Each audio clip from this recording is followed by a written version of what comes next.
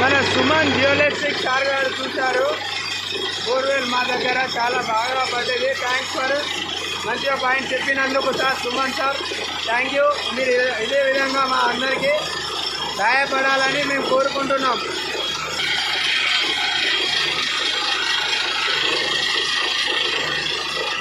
Thank you Suman sir. మీరు చెప్పినందుకు మా రైతులకు చాలా ఉపయోగపడతారు. మీలాంటి వాళ్ళు ఇలానే